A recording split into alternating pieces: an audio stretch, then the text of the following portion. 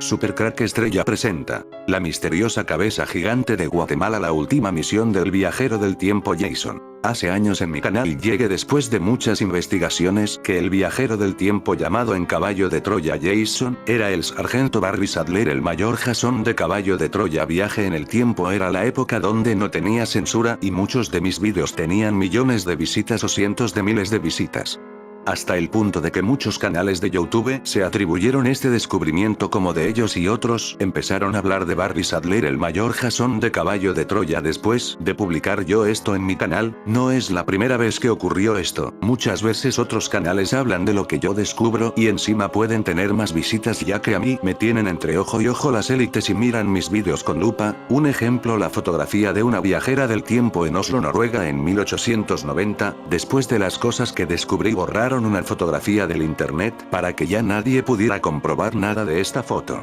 No solo borraron la foto, parece que también borraron muchos vídeos de otros canales que hablaron del tema. Yo no descubrí esa foto, pero sí descubrí algo que hacía pensar que estos de los viajes en el tiempo son reales, ya que descubrí algo asombroso de quien realizó esa fotografía de la viajera del tiempo 1890.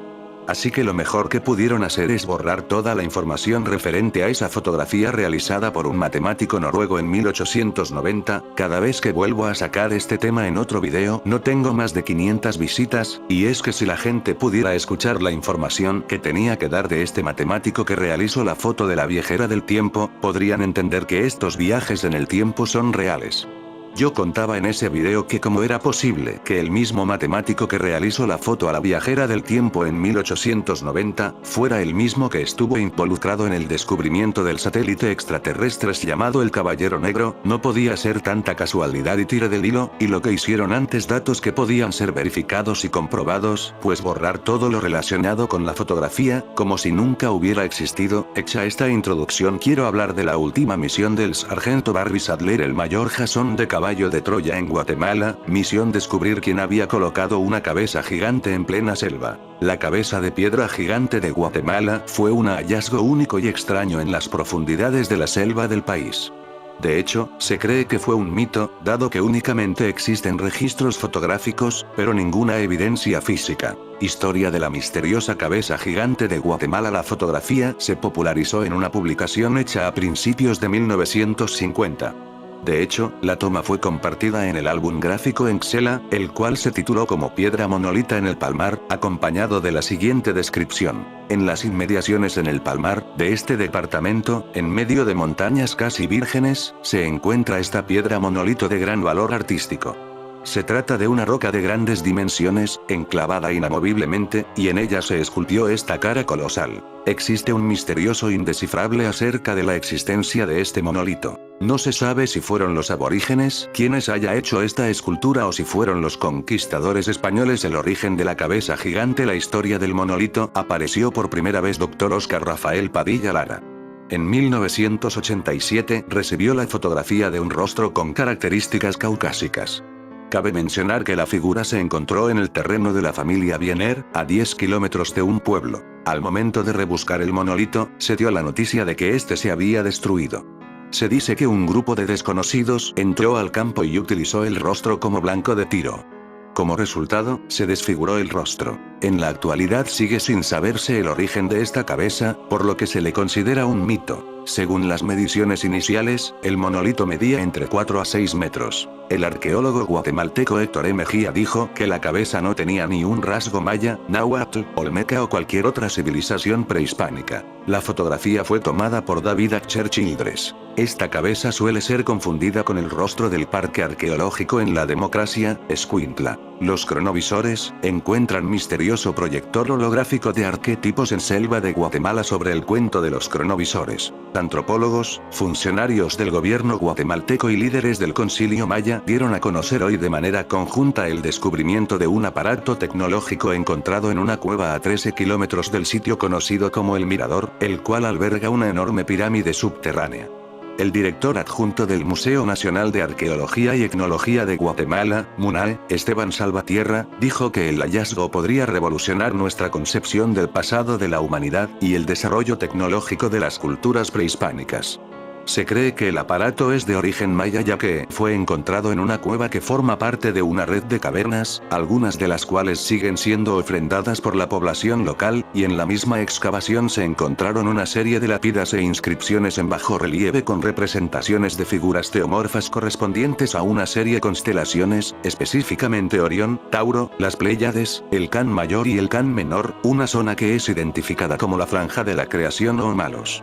Salvatierra, recalcó, sin embargo, que es importante no precipitarse y formar conclusiones. Los expertos, después de las primeras examinaciones del aparato, coinciden en que se trata de una especie de proyector de hologramas, que, aunque su funcionamiento no ha sido dilucidado, es capaz de emitir imágenes tridimensionales con una altísima fidelidad, tal que sus proyecciones son indistinguibles de la realidad percibida a través de los sentidos. Al parecer el proyector se activa de manera automática cuando una persona entra en contacto con él. El aparato está compuesto de una rejilla de cuarzo con aleaciones de tantalium, tellurium, oro y cobre. En el interior del aparato se halló una esfera espiral de metales líquidos de no Fermi, mayormente mercurio, en fases resonantes de alrededor de 8 Hz. Por el momento no se ha logrado descifrar la física con la que opera el aparato, científicos de MIT analizarán el mismo, según revelaron autoridades, pero en un primer atisbo se cree que el mercurio funciona como una especie de transformador toroidal que sirve como combustible.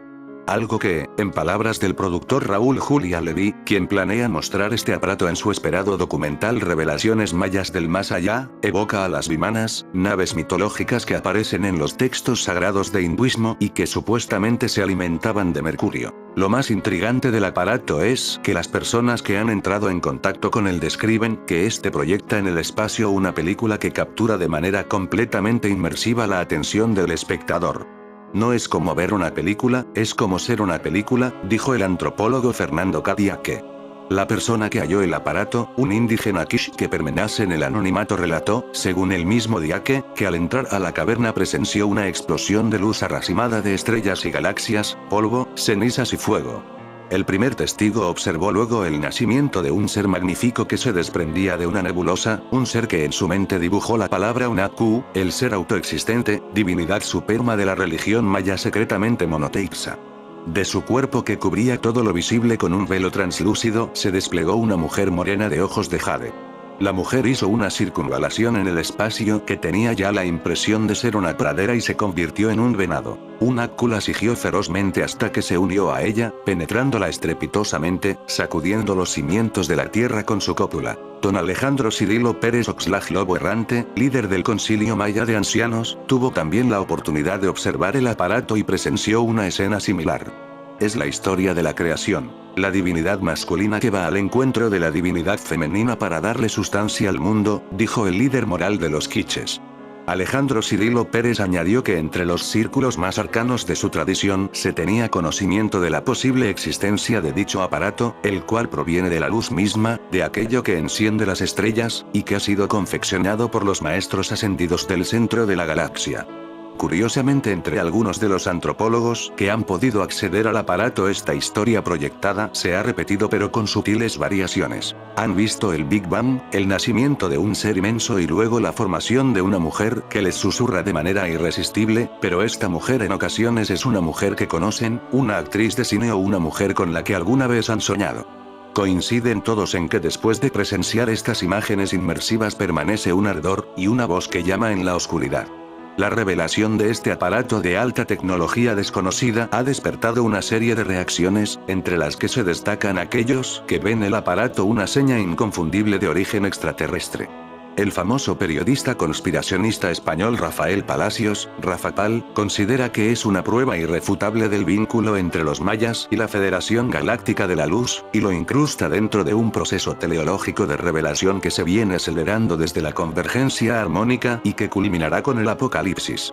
Otros consideran que este extraño proyector de hologramas narrativos fue sembrado de manera encubierta y es parte de una operación de desinformación, orquestado por la CIA y los potentados del nuevo orden mundial, que utiliza la tecnología del proyecto Blue Beam para hacer creer a los habitantes del planeta Tierra que existe una suprarraza extraterrestre y cuyo clímax sucederá el próximo año con un simulacro celestial del rapto apocalíptico. ¿Veremos entonces a la divinidad en su auriga de fuego cruzar el cielo? ¿Qué historia se proyectará sobre el lienzo azul? ¿Acaso la eterna escena de seducción y castigo? En Pijama Surf consultamos a nuestro colaborador Aeolus Kepas, Jason Orsley, sobre este enigmático hallazgo. En una breve conversación a través de mensajería instantánea, Kepas nos contó entusiasmado que es posible que este aparato sea un proyector de arquetipos, la tecnología anticipada por Philip K. Dick Wallis, el láser holográfico de información viviente que transmite la Matrix, la prisión de hierro negro. Dick creía que esta inteligencia cibernética provenía de Sirio, pero es más apropiado pensar que la Matrix se transmite desde dentro, desde la arquetípica cueva de Platón, la Bulba Mundi en el centro ubicuo de la diosa.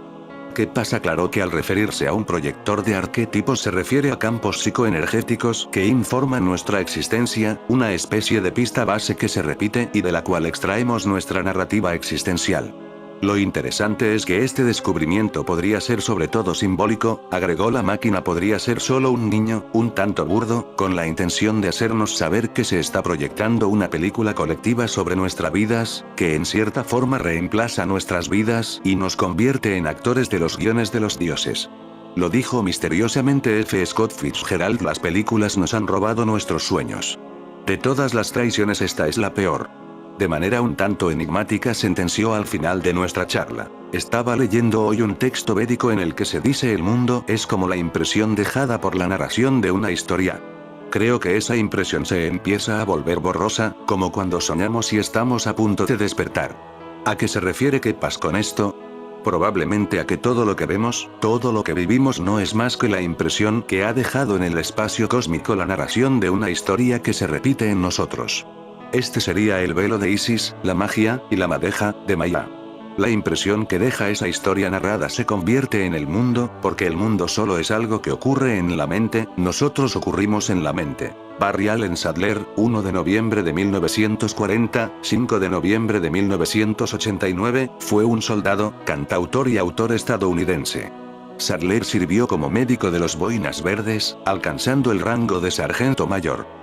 Sirvió en la guerra de Vietnam desde finales de diciembre de 1964 hasta finales de mayo de 1965. La mayor parte de su obra tiene una temática militar, y es más conocido por su canción patriótica La balada de los Boinas Verdes, un éxito número 1 en 1966.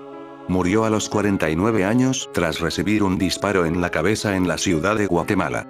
¿Dónde estaba esta cabeza gigante? Sadler no logró alcanzar un gran éxito con sus otras canciones, aunque Deateam fue un sencillo del top 30 de la lista Billboard durante 1966. Fue dado de baja honorablemente del ejército en mayo de 1967 y se mudó con su familia a Tucson, Arizona. Después de papeles menores en 4 episodios de 2 series de televisión del oeste, de Ava J. Dice y de Jay Chaparral, y en la película de 1968 Dayton's Devils protagonizada por Rory Calhoun, se mudó a Nashville y comenzó a escribir novelas pulp. Su popular serie Casca trata sobre el personaje principal, Casca Rufio Longinus, una combinación de Longinus y el judío errante, supuestamente el soldado romano que clavó su lanza en el costado de Cristo durante la crucifixión. Casca es maldecido a seguir siendo soldado hasta la segunda venida. Las novelas presentan la vida de Casca desde los tiempos bíblicos hasta el siglo XX. Sadler escribió los primeros 22 libros. Después de su muerte, la serie continuó con libros de otros autores. Algo lógico sus novelas teniendo cuenta que él fue un viajero del tiempo. Cerámica tipo Teotihuacán, encontrados en Guatemala. ¿Existe el fenómeno ovni en Guatemala? Durante varios años se han divulgado todo tipo de material, sobre todo vídeos, en donde se observa supuestos objetos voladores no identificados que sobrevuelan el cielo. Para muchas personas alrededor de la historia, los humanos no hemos sido los únicos seres en el universo. Investigaciones, libros, películas y hasta gobiernos han mostrado un gran interés por la existencia de otras formas de vida más allá de nuestro planeta, específicamente la de los extraterrestres o alienígenas. Muchas de las hipótesis alrededor de estas propuestas han estado basadas en el avistamiento de objetos no identificados, ovnis, alrededor del planeta. Además de esas observaciones, hay relatos de personas que han tenido un contacto directo con extraterrestres y en otros casos, desde aquellas que han sido abducidas. Durante la década de 1970 hubo varias noticias sobre este tipo de sucesos en Guatemala y países de América del Sur como Perú, Venezuela y Argentina. Una exploración por los archivos hemerográficos de este medio dan cuenta de varios relatos y hechos noticiosos de aquella época. ¿Quién es Jason en Caballo de Troya? Jasón, este militar que resulta ser el protagonista de la historia de Caballo de Troya, resulta ser un militar con grado de astronauta que viaja en el tiempo gracias a un programa secreto que los Estados Unidos trabaja desde la década de los 60. El día anterior había sucedido en Tikal algo que conmovió a los visitantes. Un video pudo capturar el momento en que desde un ovni, objeto volador no identificado, bajaba una luz azul y absorbía algo desde un altar maya situado en el centro de la Plaza Mayor, algo que no llegaba a distinguirse bien qué era. La luz se lo llevaba de a poco. Y cuando eso llegó al núcleo del ovni, este se esfumó, como viajando hacia el cielo hasta hacerse invisible en un segundo. El amigo Neri Ródenas nos alertó desde la ciudad de Guatemala acerca del encuentro sobrenatural que había sucedido en Tikal el día anterior a nuestra llegada a las ruinas. En el camino, Manuel, un joven que nos llevó hasta allí y cuyos rasgos mostraban que algunos de sus antecesores eran nativos del lugar, dejó una frase de antología, que jamás olvidaré. En una síntesis maravillosa y con parte de realismo mágico, me dijo: algunos dicen que son los mayas, que se están llevando sus propias cosas. Pero los mayas ya no existen. Así que seguramente son extraterrestres. Video. Alarma en Guatemala por la supuesta presencia de ovnis en el cielo. La grabación viral despierta dudas.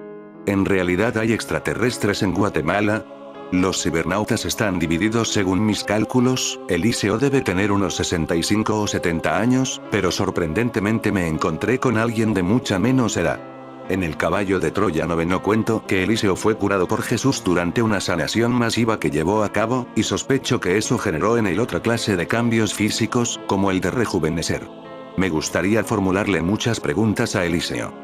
Espero que tras la publicación del libro se vuelva a poner en contacto conmigo y tengamos la oportunidad de charlar. Lo confieso, me leí toda la serie de Caballo de Troya.